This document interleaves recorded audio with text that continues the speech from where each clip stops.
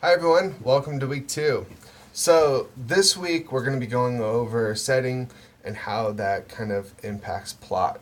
So if we look at the essay this week, the question, and this will become your thesis too, when you answer the question that is how does setting affect slash contribute to the plot of your chosen story?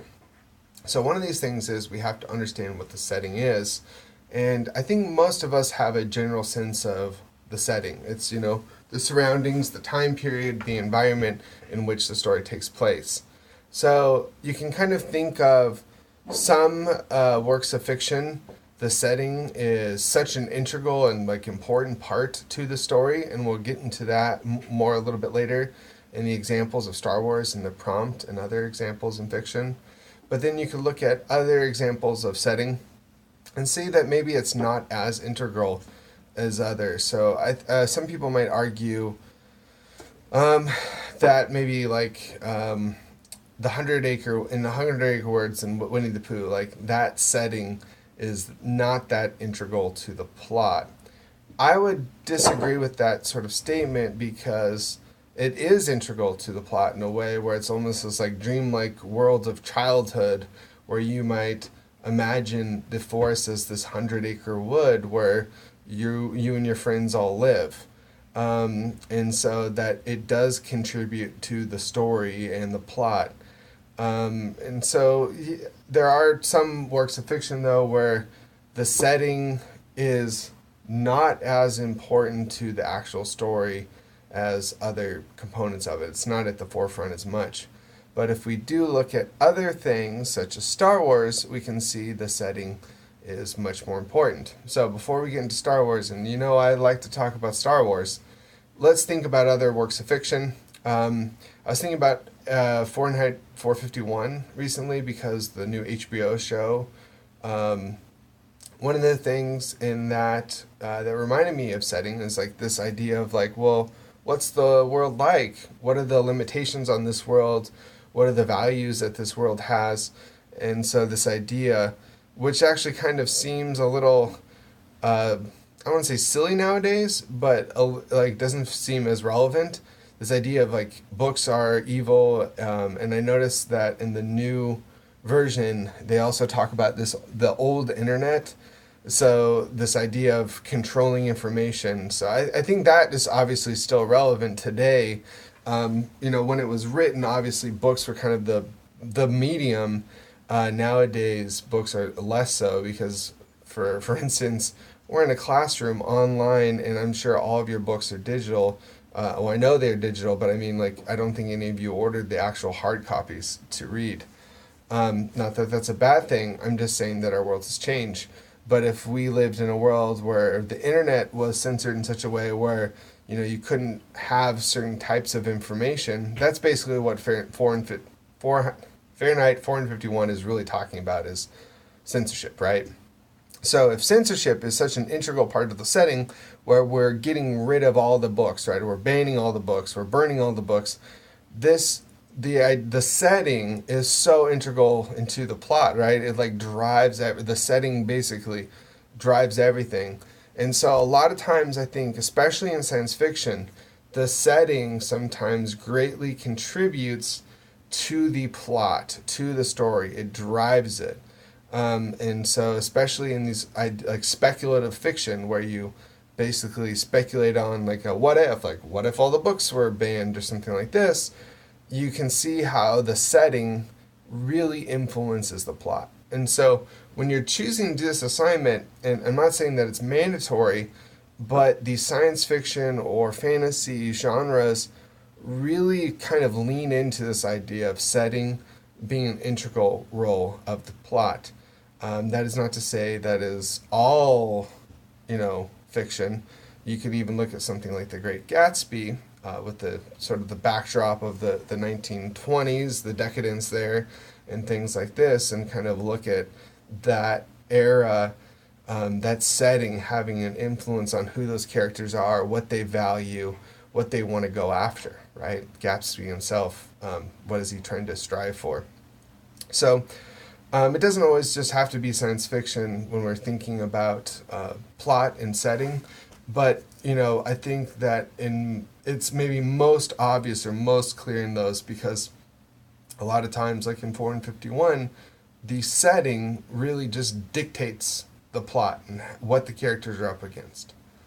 So, on that notion, let's sort of look at the breakdown for this week because I think this is really going to help us and help you try to figure out what to do for this essay, right? So, if we're looking at the sample thesis, you can see something like it says the setting in Star Wars movies contributes to the desperateness of the resistant forces, provides a vast space for action and conflicts to occur, focuses on how advances will affect society.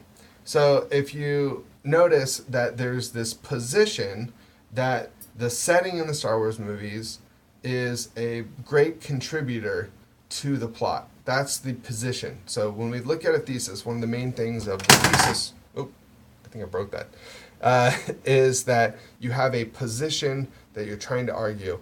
This position in the sample thesis this week is basically saying, hey, setting is really important to the Star Wars plot. Okay? Now, those three things that I just read, those are three areas that you, the writer, can elaborate on and use as support for your position. So position is really just taking a position on the question or prompt at hand, whereas those three ideas that come after it are the support that you are using for your position, right? And again, if you want to know how to figure out your position for any essay, you just look at the question during this week and answer that question. That's the position. The answer is the position you're taking, and then you got to find support for that position. So in this, the support is the desperateness of the resistant forces, the vast space for action and conflicts to occur, and focuses on how advances will affect society.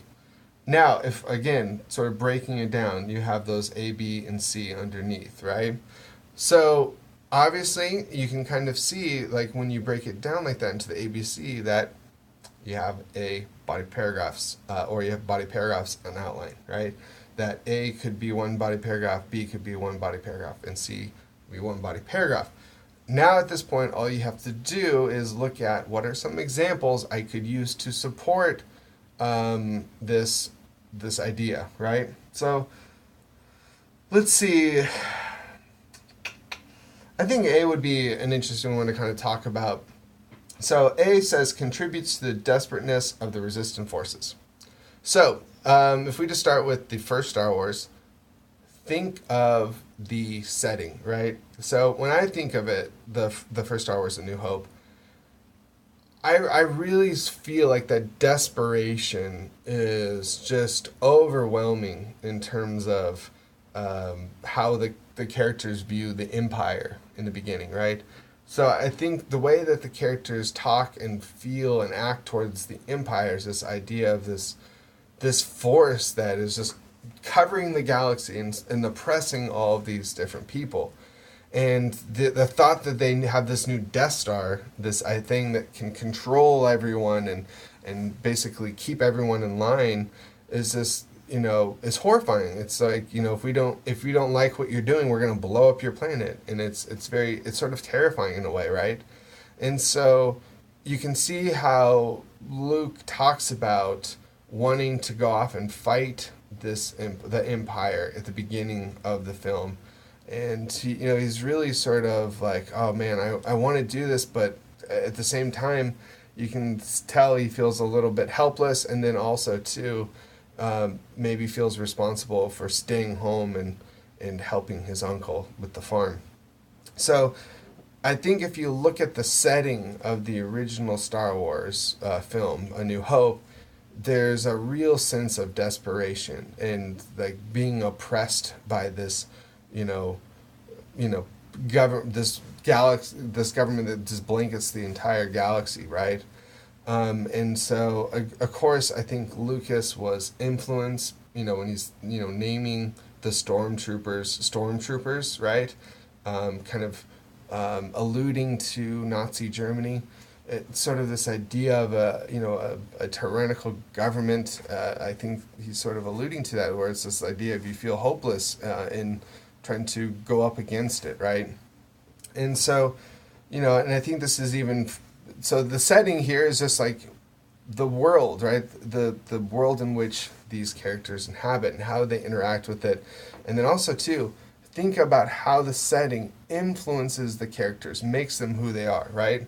So we've talked about Luke and how he wants to fight, but he feels kind of, he's the everyman, he's the farmer, right? He's the one who feels oppressed and doesn't know how to kind of go against this sort of big galaxy-wide government. Whereas you have, like Leia, kind of working within the system, part of the Senate, trying to subvert it from within. And makes her a rebel, right, in a way, and she is a rebel princess, I guess you could call her. And so, her character is greatly informed by the setting, right? Because if she was not in this setting, she probably wouldn't be the person who she is today. Same with this guy behind me. Han Solo is a rogue, is a smuggler, and he's reacting in his own way against this sort of government, right? That's so oppressive. And so you look at everything from how people think about the government, how they think about themselves, everything, right? It's just really kind of goes back to greatly influencing not just the plot of the story, but the characters of the story too. So whatever story you pick, you really just have to figure out, like, okay, first off, what is the setting? Like in the video this week, the setting in literature, which I think they do a really good job of describing, how to sort of look and analyze and find setting. And I don't want to step too much on their toes, but if we're thinking about that, we're really trying to figure out, like, what is the setting? Why did the author pick it? Like the authors of that YouTube video reference is this idea that all choices are intentional choices, so there's got to be a reason why the author picked this, right? So that's one thing I would just say, whatever the stories you pick, start there, right? Just trying to define the setting. What is it? Why do I think the author picked this setting versus another setting? And then start looking at things like, how does this impact the plot, right? And again, going back to what we learned about plot last week. So, I guess the only thing I just want to reiterate is that the stories you're choosing from, I would love you to be able to pick whatever one you want. I want you to pick from the story from this unit, okay? And so that goes back to that list in the Unit 2 section. So, like I said, I would love to hear your thoughts on Star Wars or Fahrenheit 451. I cannot say that word today. We got to pick from the unit, okay? And so make sure that you're using textual examples to help define the setting, right? So that means like pulling quotes or paraphrasing or summarizing quotes in order to tell us, what the setting is and then why or how you think it has some bearing on the plot. Okay? So I hope you like this week as much as I do. I think it's a great sort of continuation on week 1. And so I really look forward to not only this paper at the end of the week, but the discussion boards, because I think it will really help get us to that point that everything is rock solid for this paper. Okay? So like always, if you have any questions about plot, setting, anything like that, please put it in the Ask Your Instructor area or email me directly, and I could try to clarify it with another video or just some follow-up feedback in the Ask Your Instructor area or an email. Okay? Talk to y'all soon. Bye.